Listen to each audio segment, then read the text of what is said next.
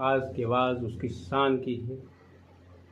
कहानी का शीर्षक है गोदान की मिट्टी। उस किसान की आवाज़ जिसने मिट्टी से जुड़कर, ज़मीन से जुड़कर सपनों की खेती की थी, पर बदले में मिला तो सिर्फ कर्ज, लाचारी और मौत। यह गोदान की कहानी, होरी की पुकार। गोदान की मिट्टी में आज भी पसीना बहता है और होरी अब भी सवाल करता है। देखिए, उस सवाल को समझने की ज़रूरत है। गोदान एक किसान की पुकार है जो कल भी थी, आज भी है और आने वाले कल में भी रहेगी।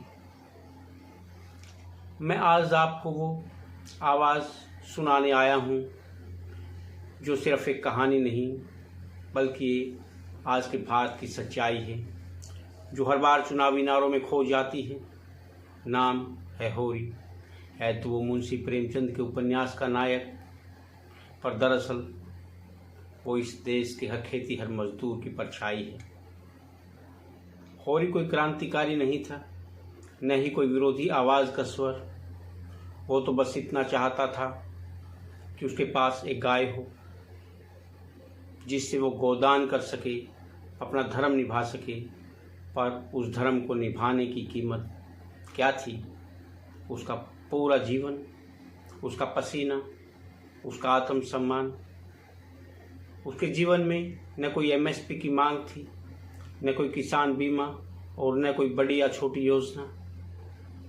बस था तो कर्ज, अपमान और एक दिन चुपचाप मौत। जरा सोचिए, अब क्या बदला है।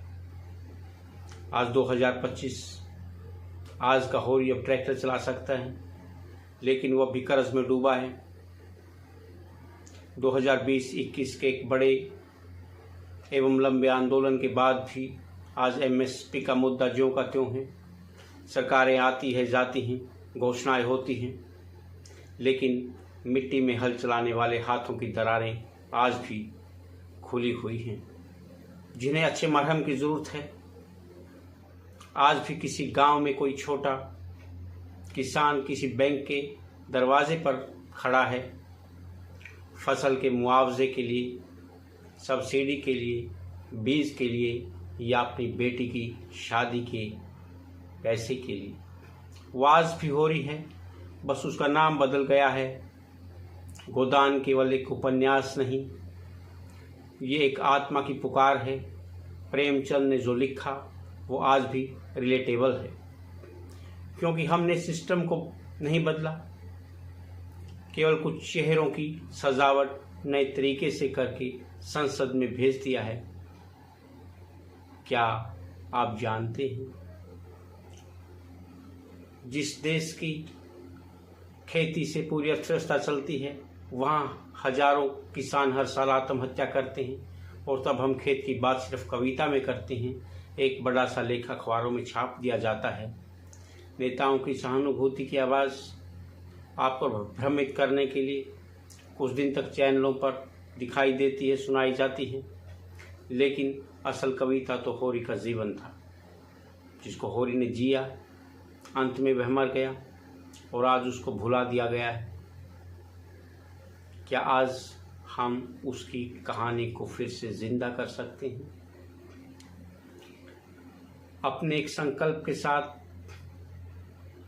आज की आवाज़, जिससे मैं इस दुनिया से पूछता हूँ, कब तक हम होरी की मौत को सिर्फ साहित्य समझेंगे? क्या हम उसके सपने को कभी पूरा कर सकेंगे या पूरे करने की कोशिश करेंगे? मैं एक अपील करता हूँ, अगर आज भी आपके गांव में कोई खेत, कोई हल, खेत में कोई टूटी हुई झोपड़ी है, तो वहाँ एक होरी ज़रूर है। उसे मत भूलिए, उसकी पुकार को आवाज़ दीजिए, क्योंकि साहित्य का असली मकसद सिर्फ पढ़ना नहीं है, बदलना होता है, सिस्टम को बदलना होता है। होरी का सवाल आज भी जिंदा है, आज भी पूछता है होरी, मैं कौन हूँ? एक किसान या एक सपना, या एक ऐसा आदमी जिसे मरने से पहले भी दान देना पड़ा? गोदान कहानी पुरानी हो चुकी है, मगर किरदार आज भी खेत में खड़ा है। वो होरी जो गोदान का हीरो नहीं, भारतीय किसान की अस्मिता का चेहरा है।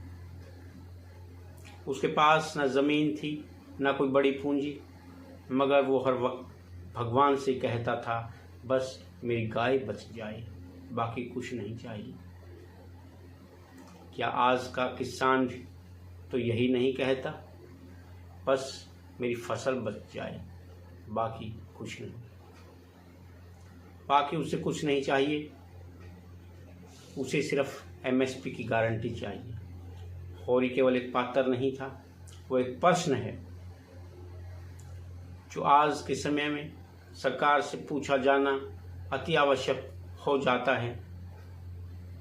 क्या कभी एमएसपी का मुद्दा हल हो पाएगा? क्या मेरी मेहनत कभी मेरा सपना बनेगी?